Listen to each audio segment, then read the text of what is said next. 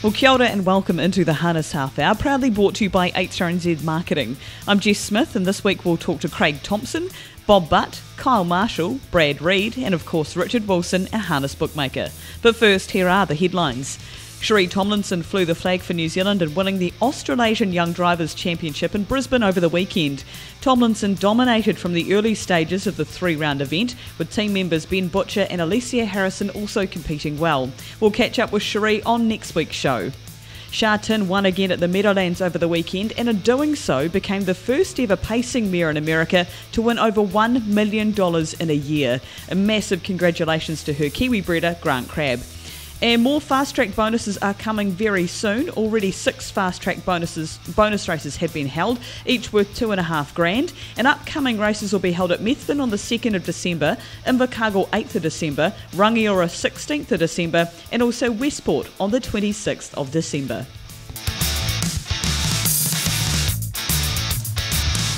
Well, it's a pleasure to welcome onto the Harness Half Hour today presenter and form analyst for Trackside and the New Zealand Racing Board, and Craig Thompson. Craig, thank you very much for your time, and of course many people know you from the television, but what exactly do you see your role as being with the Racing Board?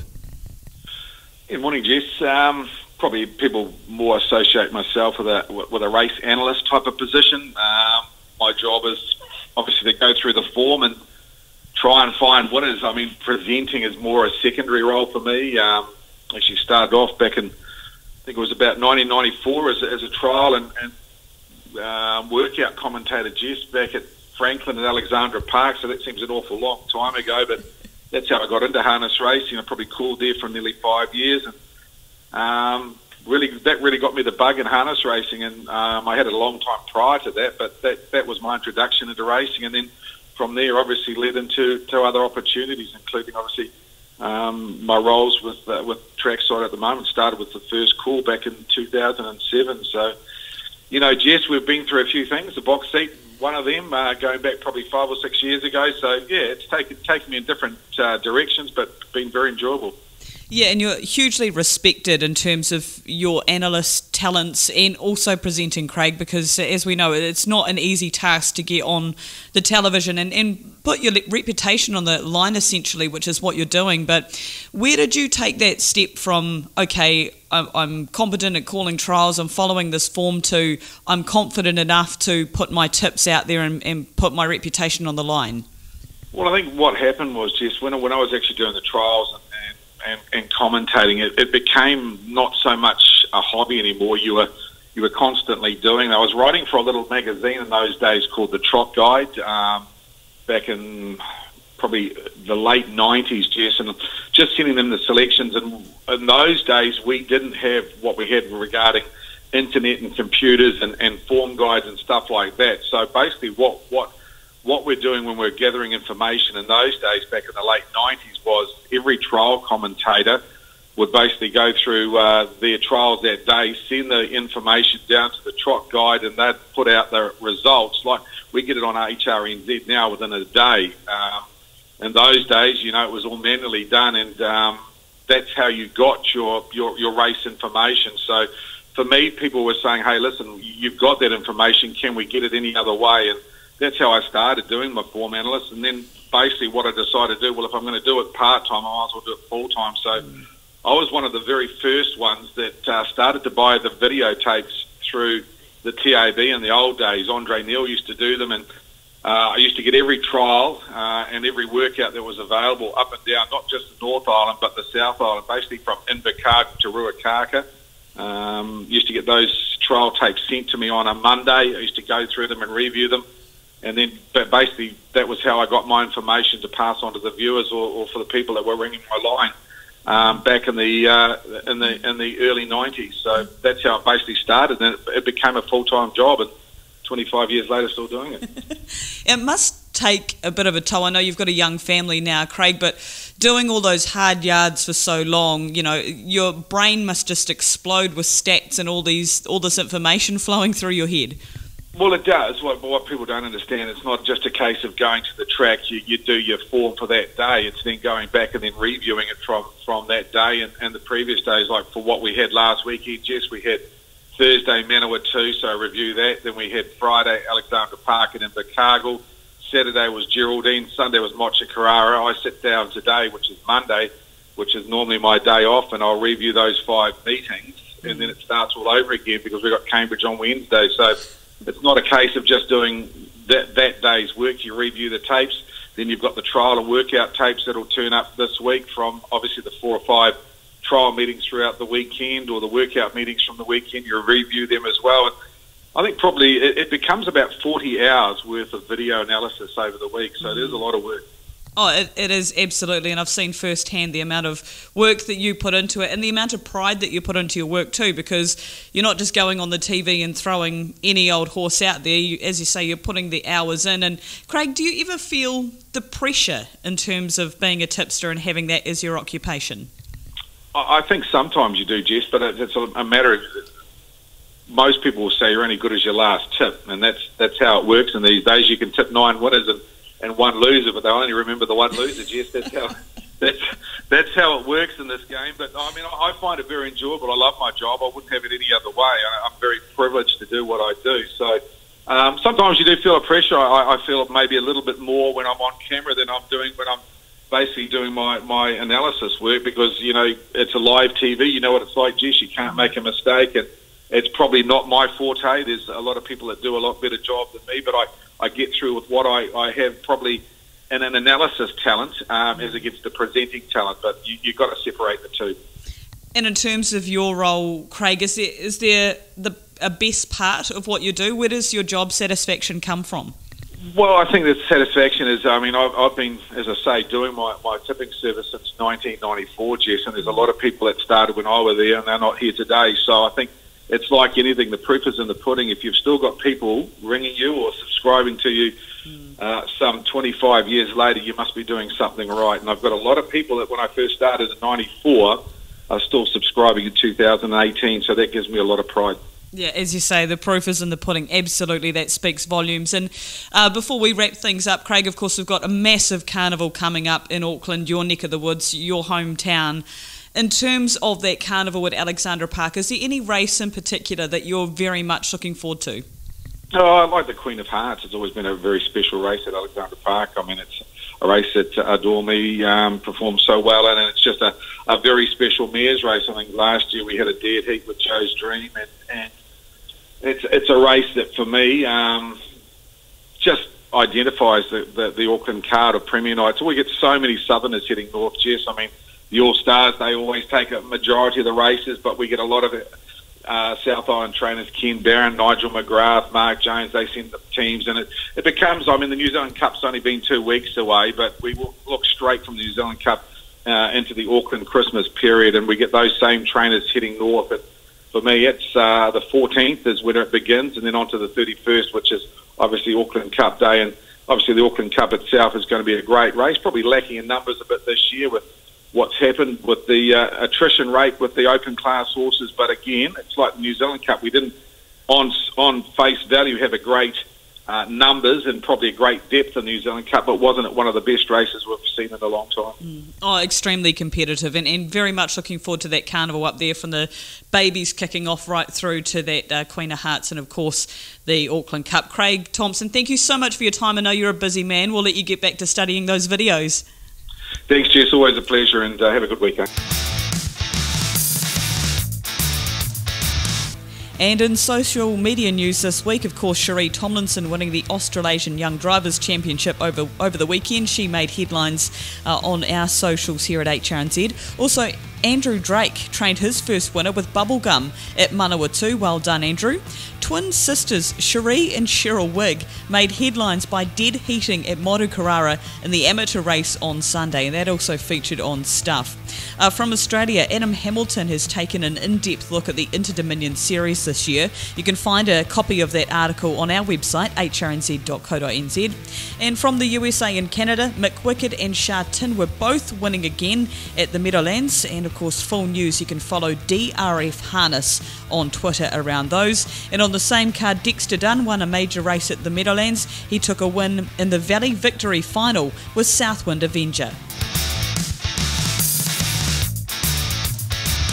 Well, it's a pleasure to welcome onto the podcast this week Bob Butt. And Bob, wanted to have a chat to you off the back of that win with Preston Pans on show day in the Futurity. Must have been a huge thrill for you. Yeah, no, it was great. Thanks, Jess. It was a good win and good to get a win on show day, and it was good after we set the horse for the race all season. So for it to come off, it was great. And it appears, Bob, that this horse has come a long way in quite a short time. Just 2 starts ago, it was winning a Timaru Cup. Had it always obviously shown you that promise to be setting it for that race? Yeah, he showed us a lot of promise even since he was 2. He qualified pretty impressively in that, but he was always such a big raw sort of horse. So we just gave him a bit of time, and thankfully it sort of paid off for us. It must have been extremely special too to have the big group of owners and family there on show day as well with that success. Yeah, no, it was great because he's a family-owned horse, and Pop, Robin bred him, and it was great. Is there a bit of pressure involved in that too, Bob, given that you've got the family involvement and lots of people that obviously would have an opinion on what to do and how to prepare the horse? Oh no, it's not too bad. They're all pretty good. They keep out of it. I don't think they're just pretty happy, and no, they're pretty lucky. They got a nice horse. They're sort of just happy enough going the races to go to the bar. Well, that's good, and of course that's what ownership is all about, and that experience. I guess seeing the reaction after the race just kicks home how much it means to them all. Yeah, absolutely, and it's hard to get a nice horse like him. So they got plenty of experience in the game. So they've had plenty of slow ones before. So I think they appreciate having a good win. And what are the plans for the horse going forward, Bob? He's sold now. Actually, he's going over to Tim Butt bought him, so he'll do the rest of his racing over in Sydney. Oh, wow, okay. And for you as a trainer, seeing a horse like that leave the barn must be mixed emotions, but are you looking forward to the next challenge? Yeah, absolutely. I've got a nice team of young ones coming through, so he's sort of, the way the handicapping system is here, he's sort of better suited in Aussie now. He's sort of gone through the grades that quick here, so, it's always sad seeing a horse like him go, but it's good to get the money too and move on to the next ones, Oh, definitely. And how many horses are you working in your own right out there at the beach at the moment, Bob? Oh, I usually do about 10 to a dozen of my own, so it's good. I've got Miranda Hallett and Cameron Jones. They work for me in the morning, so I've got real good staff, and we sort of just like, we've got a small team, but we put the time into them, so that's quite good, And are you always open, Bob, to people maybe looking to send their horse to you for a change of scenery? You're open to people giving you a call? Oh, absolutely, yeah, no, most definitely. We've got plenty of spare paddocks here, so there's always plenty of room. And a lot of people, of course, would know the benefits of beach training. But, Bob, do you see an immediate difference or a real change in a horse's psyche and work ethic when it comes your way? Oh, absolutely. Some those older horses that have, been around for a while and, they've got a few niggles and that, they just change overnight, They just love it. So, but we've also got, we don't just have the beach, we've also got 3 real good tracks and that, so so it's good for the young. We're all set up for horse of, any stage, but the beach definitely with those older ones that, get a bit stale and that, just get sick of doing circles all their life, that definitely can freshen them up well anyway. Yeah, I can certainly relate to that, Bob. Thank you so much for your time, and I'm sure you'll get plenty of people calling now that they know that you've got the vacancies available. But well done on the recent win in the Futurity. I'm sure many more wins to come your way. Oh, great. Hey, thanks very much, Jess. Well, joining me on the Harness Half Hour is Kyle Marshall. Now, Kyle, of course, is in his first season as a trainer. And Kyle, firstly, at this stage of recording this interview, you've got 5 wins from just 26 starters. So you must be absolutely thrilled with the way things are going. Yeah, that's right, Jess. Yeah, I'm absolutely thrilled. Got a good team around me and a lot of people that has helped me in the mornings. And my dad still comes down to the stables. Like to George Wallace helping me out, Les White, and also a big part of the success, I believe, is our farriers. They're just they do a great job with the horses, Kim Hughes and Dylan Hughes, and they do a great job. So it's all round. And Kyle, for those who aren't aware, whereabouts are you based, and how many have you got on work at the moment there? So at the moment we got 10 in work. We're based at the Cambridge Raceway. We got a barn here that can hold 17. But yeah, 10's a good number at the moment.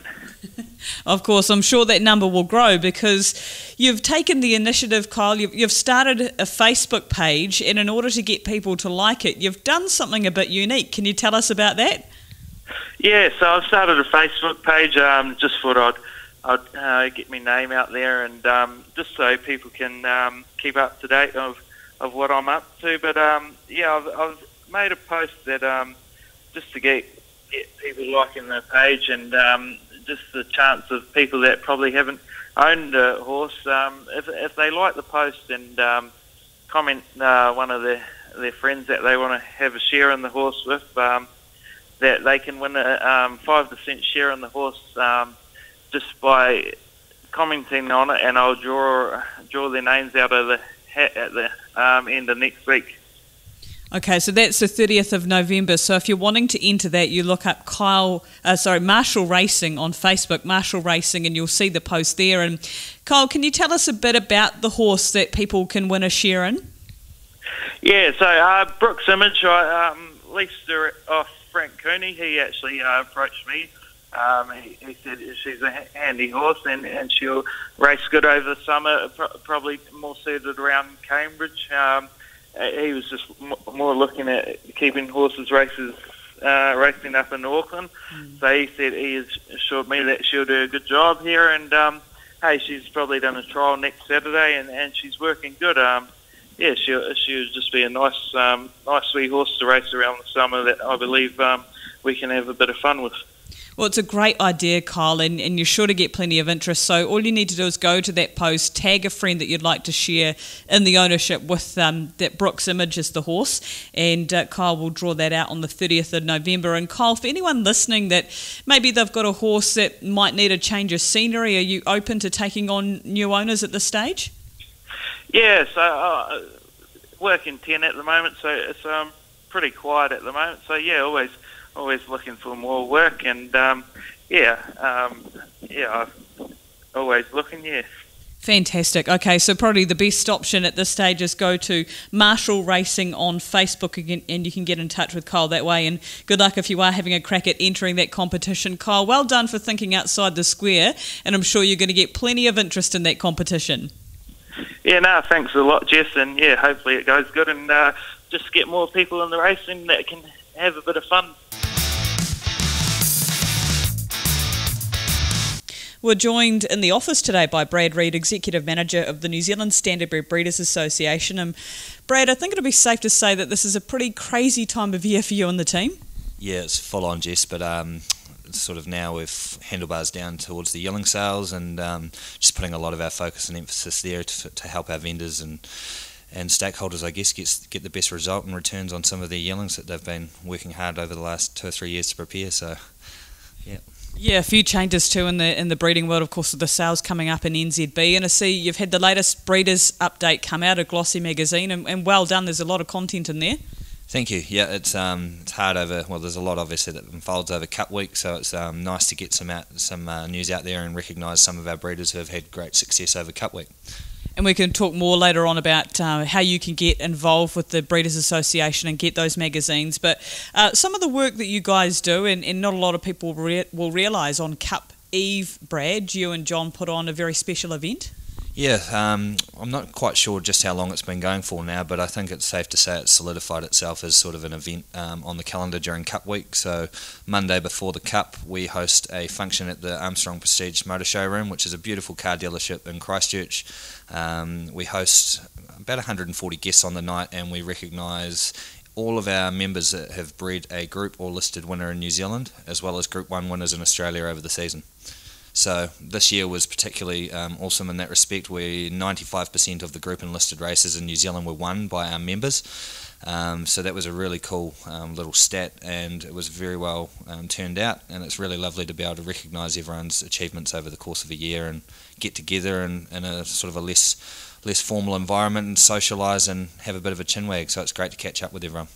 And it was really nice too, Brad, to see for the first time ever you were able to honour someone who bred a Grade 1 American winner. Yeah, that was particularly special. It was sort of, and big thanks to you there for being able to link up with Heather, who obviously has an association with Sha Tin. It was lovely to get Grant along, and I think it was just a no-brainer. We've never recognised American success before, but I mean, there's a first for everything, and this was a particularly special case with a Breeders' Crown final winner in Sha Tin. So to be able to see Heather surprise Grant on the night with the actual Breeders' Crown trophy all the way from New Jersey, that was particularly special, and I think everyone in attendance really enjoyed seeing that. So yeah, and they saw the emotion, that's for sure too. So the Cup Eve function, another reason to become a member of the Breeders' Association. Now, I briefly touched on yearling sales, but obviously, Brad, there's been a few changes in terms of how that's going to be run in the next year or so, and what kind of work is involved leading up for those sales in you? For us this year, it's really just working in with New Zealand Bloodstock, Peter Lagan and his team, as well as Charlotte Porter up in the North Island, just to coordinate the best possible approach to, I guess, communicate and get a great advertisement and just push towards promoting the sales in the best possible way. They're working hard right now on increasing the buyer bench, which is particularly important, and we'll try and work with them to try and help the vendors and preparers get the best possible publicity for the yearlings going forward to hopefully try and get a good return. And again, Brad, as mentioned, you are doing a lot of work for breeders, so if anyone's wanting to touch base with you to find out, what they can do or what the best avenue is in terms of promoting their yearlings, they can reach out. Yeah, we do a yearling sales publication. It's really a lot of work over the December period, but we send that out to our database of around 2,700 people. This year, really looking to cover all the bases. We're going to be working closely with some great journalists, and as I say, if you're looking to advertise your yearling, there's no better place as we reach all the key buyers, and we also send it to the inward buyers list in Australia. So it really is good there, and hopefully the catalogue will be out soon. It's available online now at New Zealand Standardbred, nzbstandardbred.co.nz. A lovely catalogue of 400 yearlings, just over 400, sorry, and as we've sort of seen over Cup Week, there's not many better places to find that next superstar. No, you're not wrong at all. And finally, Brad, research-wise, I know you're involved with Jazz Tanner and a lot of research going forward. Yeah, so this is a particular emphasis of ours for this year. We're lucky enough to have access to Jazz Tanner, who is has quite a strong background with harness, as well as the Greyhound Code, but Jazz has re-engaged in studying at Lincoln University. She's just been the recipient of a scholarship, which is awesome because it means one less year of tuition fees for Jazz, and it's not an easy thing in that respect because she's working really hard for the betterment of this. Well, our industry is the one that receives the benefit of a lot of her hard work. So I just thought I'd just mention Jazz and some of the good work she's doing there. She's doing a number of studies this year, including her PhD, but some of the projects she has planned for this season include looking again at the reproductive efficiency in standardbred mares, investigating wastage during training, investigating race injuries. She'll be looking at further investigation on the effect of birth month, so just seeing whether there's a correlation between the month a foal is born, particularly the early foals, and whether that translates to better success at group racing age.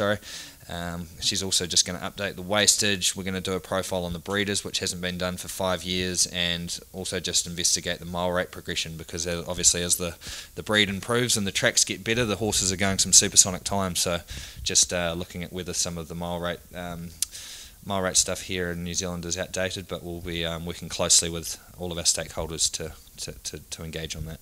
It's fascinating and really unique, Brad, as you mentioned, because we haven't had this kind of in-depth standardbred focused research for some time. No, we haven't, and quite a lot of the good work the New Zealand Equine Research Foundation does at the higher level. It's sort of an emphasis on the equine breed, not particular to thoroughbred or standardbred. So it's great to have someone like Jazz working specifically for standardbreds, so we can get a lot of data and be working smarter and not harder in that respect. So, yeah.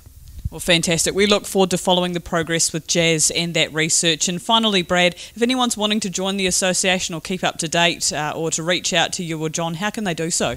Look, just get in touch. You can visit our website at www.thebreeders.co.nz. Look, we'd love to. We represent 45% of the breeding entities in New Zealand, and obviously that's a huge opportunity for us to grow.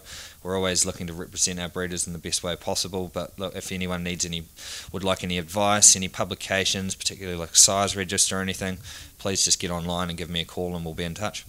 Brad, thanks for your time. Keep up the good work, and all the best leading up to the sales. Thanks, Jess. Thank you. Well, of course, it is that time of the podcast where we catch up with harness bookmaker Richard Wilson. Richard, gee, looking at how many meetings you had last week, there's absolutely no rest for the wicked by the sounds. Exactly, there was too many meetings for me to do all by myself, so I had to get some help in, and the boys did quite a good job on the meetings they did, but it wasn't so good for me. It started off on Tuesday, Wairarapa Harness Racing Club there at Manawatu. There's plenty of interest in race 2 to start the week off. $500 on the winner, Amaro, at 18. One of the better bets of the week, really, there. Spot on the mark there. There was a $2,000 bet on Express Play, and Liberaden was also well backed, 320 into 270. So a lot of interest in that race too. Punters on the mark later on too with I Am the Dream, 480 into 420, race 4, and then Bubblegum, 380 into 350 in race 5. But the big go of the night came in the last, Helix there, $17 on opening, Jess, into $8.50. There was a stack of bets on. There wasn't, I couldn't hang my head and say that there was one huge big bet, but there was certainly a whole stack of bets. And then I noticed that he only paid $4.70 on the tote. So 17, you could say 17 into 470, that's a massive tumble in. Oh, absolutely. Well done to those punters for finding that value. And, of course, the second day of the meeting, Richard, was Thursday night, the Manawatu meeting. Yeah, Manawatu there. Strangely enough, the second race again was the most popular with punters. The Kapiti Express snuck home along the inside there. The best bet, $680 at $8.20, and there was a $3,700 top 3 bet at $2.35. So very lucrative bets there for that punter. Another nice bet, $290 on Westburn Yield at $10.50 later on. And there was one big loss there helping us pay for those bets, $10,000 on Mr. Incredible at 5. Okay, and from the mighty Manawatu, we head down to the Deep South Friday in Invercargill, and looks as though it was a relatively good day for punters. Certainly was to start the day off anyway, Jess. The first 6 races, all won by the favourites. I think 5 of them opened the favourite. There was one that was backed in, so punters right on the money there. Taylor Toll, the worst of them for us, 260 into 220, and R&R Windermere was another one, 350 into 3. So punters certainly got plenty off those two. The last 3 races are a bit different story and a bit better for us. But in saying that, the longest price winner of the day, Santana's Rocket, he was found early on by punters, $20 into 15. And so there's a few big wins there. And Franco Santino, he was solidly backed at $1.60. And so Mr. Kiwi, he was a good result for us there at $6.50. Okay, and Friday night we headed up to Alexandra Park and a few decent shorteners. Yeah, the shorteners, punters on the money there 3 times.